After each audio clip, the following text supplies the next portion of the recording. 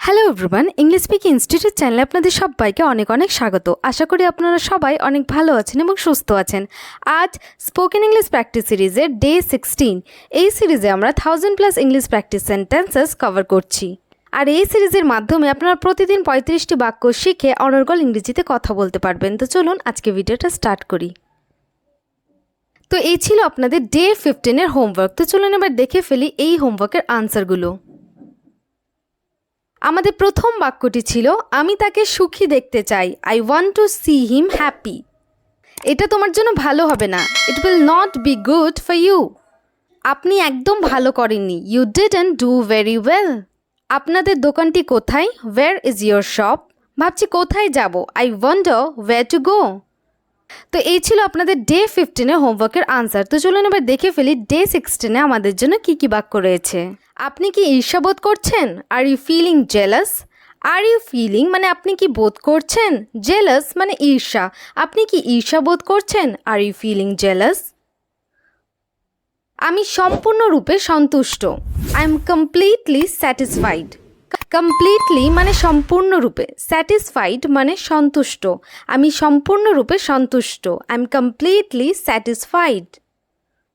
আপনার সাফল্যের জন্য অভিনন্দন। Congratulations for your success. Congratulations মানে অভিনন্দন, সাকসেস মানে সাফল্য। আপনার সাফল্যের জন্য অভিনন্দন। Congratulations for your success.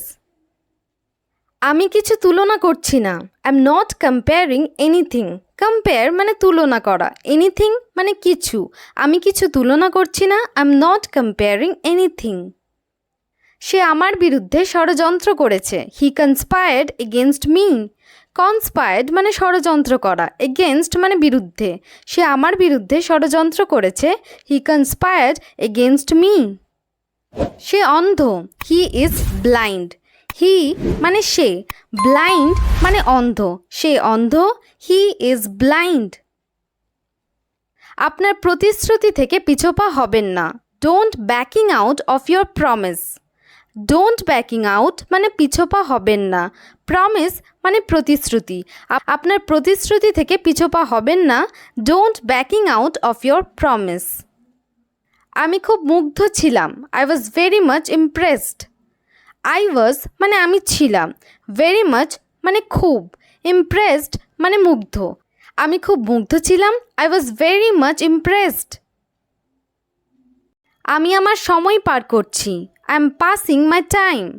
I am passing মানে আমি পার করছি, মাই টাইম মানে আমার সময়। আমি আমার সময় পার করছি। I am passing my time. আমি সব সময় তার পাশে দাঁড়াবো। I will always stand by her. I will stand মানে আমি দাঁড়াবো, অলওয়েজ মানে সবসময়। আমি সবসময় তার পাশে দাঁড়াবো। I will always stand by her. আপনি কি তাকে সম্প্রতি দেখেছেন? Have you seen her recently? Have you seen মানে আপনি কি দেখেছেন, রিসেন্টলি মানে সম্প্রতি। আপনি কি তাকে সম্প্রতি দেখেছেন? Have you seen her recently? আমি ভালো বোধ করছি না। I am not feeling well. I am not feeling মানে আমি বোধ করছি না, ওয়েল মানে ভালো।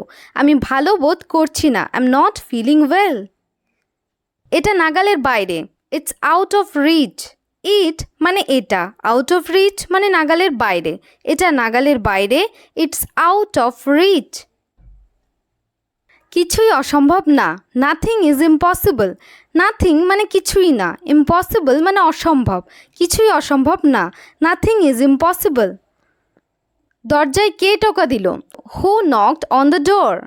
হু মানে কে, নকড মানে টোকা দেওয়া, ডোর মানে দরজা।